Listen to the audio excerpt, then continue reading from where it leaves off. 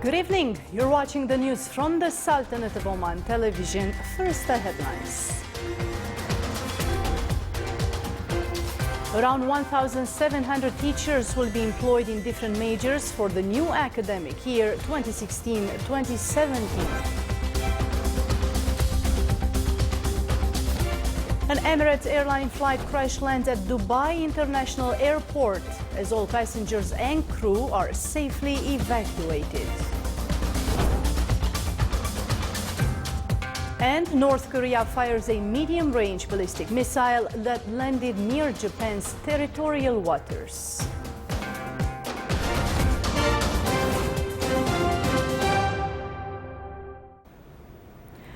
Those were the headlines, and now for the news in detail.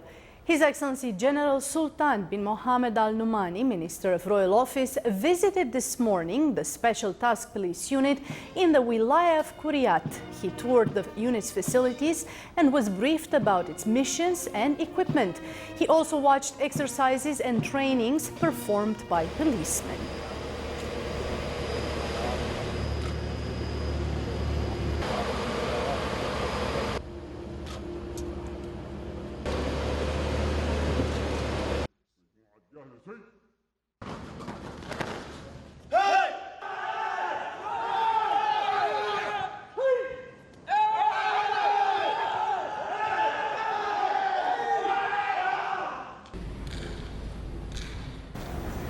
Around 1,700 teachers to be employed in different majors for the new academic year 2016-2017.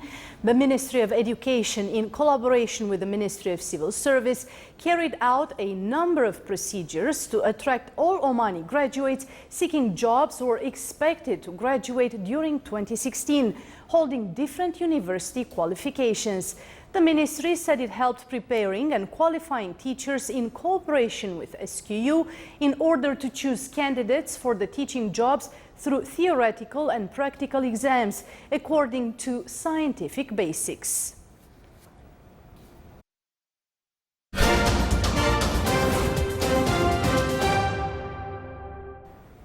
Dubai Government Media Office said that an Emirates airline flight coming from India crash-landed today at Dubai International Airport. A Dubai airport spokesperson said all passengers and crew had been safely evacuated. Emirates Airlines said there had been 275 passengers and crew aboard the plane. A video of the incident showed a thick black plume of smoke rising from the top of a burning plane. Another video showed the moment an apparent explosion occurred on or near the plane once it was on the tarmac. Fighting continued around Aleppo as Syrian government forces used rocket-propelled grenades and tanks to try and dislodge the opposition. In the neighboring provinces of Aleppo, the fighting has intensified in recent days after the government sealed off the final route into rebel-controlled neighborhoods of the city. The United Nations said the encirclement of rebel-held areas of deeply divided Aleppo traps nearly 300,000 residents, making it the largest besieged area in war-torn Syria. The Tunisian President Al-Baji Essebsi named Local Affairs Minister Youssef Achahed as Prime Minister tasked with forming a unity cabinet. Achahed visited the presidential palace outside Tunis, where Essebsi named him head of Tunisia's new government, days after Parliament passed a vote of no confidence in outgoing Premier Habib Assid.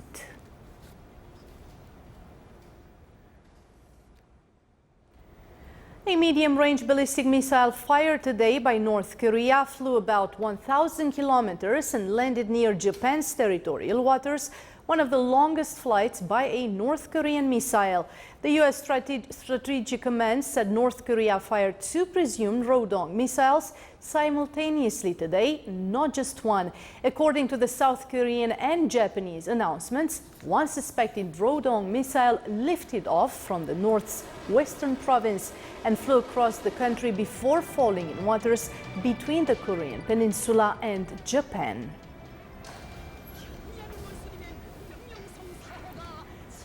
Nobel Prize-winning Egyptian chemist Ahmed Zewail died yesterday in the United States. Zewail, who was 70, won the prize in 1999 for pioneering work in femtochemistry, which studies chemical reactions in ultra-short timescales. Zewail was born in the city of Damanhur, 160 kilometers northwest of Cairo. He studied at Alexandria University in the city where he grew up. He later moved to the US and earned his PhD at the University of Pennsylvania in Philadelphia.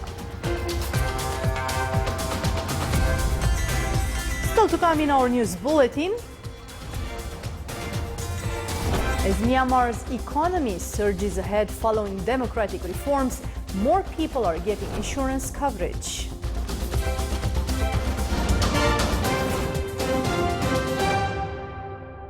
هنا الرائحة العالقة بالذاكرة تأخذنا دهشة مختلفة لتبهرنا بجمالها الآسر حيث ملتقى الأسرة. امنح نفسك شغف التجربة، فهنا حكاية الجمال لا تنتهي.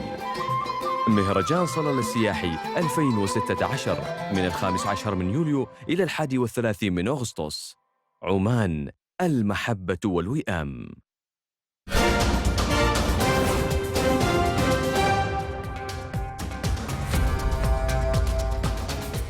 Welcome back to the news from the Sultanate of Oman television.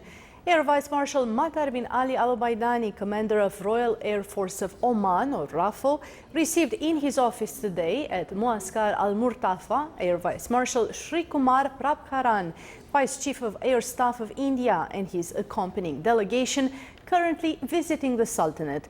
The two sides exchanged viewpoints and discussed several matters of common concern in military fields.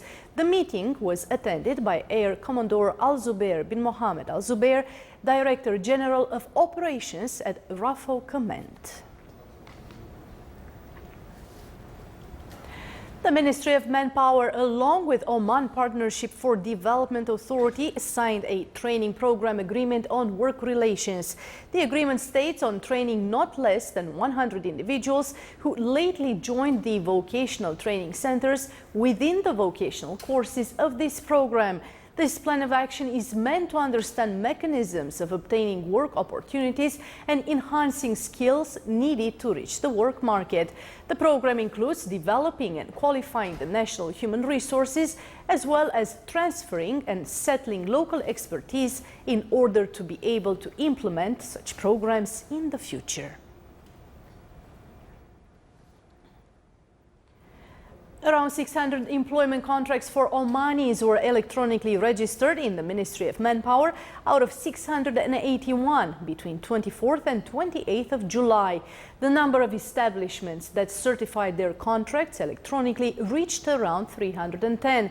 It is worth mentioning that the Ministry of Manpower has obligated all private sector establishments in various governorates of the Sultanate to register their employment contracts electronically. Oman oil price October delivery reached $39.59.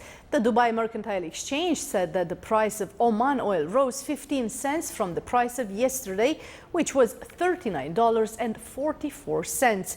The average price of Oman oil August delivery 2016 has stabilized at $46.60, thus $2.27 per barrel higher than July delivery 2016.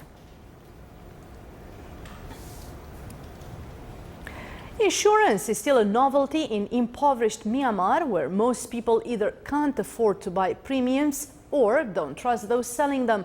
But as the country's economy surges ahead following democratic reforms, more and more people are getting covered. Here is a report. A.A. Nye has run her pharmacy at this market in Yangon for the past few months. She was forced to move to the cramped premises after her old shop was destroyed by fire for the second time in 5 years. Having insurance is still a novel concept in Myanmar, but now she's decided to get covered. I'm going to buy insurance. I must do it. I have lost twice already and I'm afraid of losing again. I can get my capital back if I have insurance. Since democratic reforms, which began in 2011, the Myanmar economy has boomed and traffic jams clog the once deserted streets. A lack of financial protection is evident on the roads too.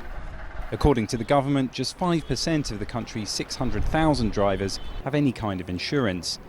But that number is also beginning to grow. I drive more safely, knowing that there will be something to help me. It gives me relief. Until 2013, the only insurer was a government-run monopoly. But a distrust of state institutions built up during decades of military rule meant it was little used. The market is still small, but major firms are starting to move in, hoping to get a head start as the economy opens up. The potential market is very big, and it's true that it will develop and change. One Western consultancy firm estimates Myanmar's insurance market could be worth $2.5 billion by the year 2030. As investment pours into the country, more and more of its citizens are likely to pay a premium for peace of mind.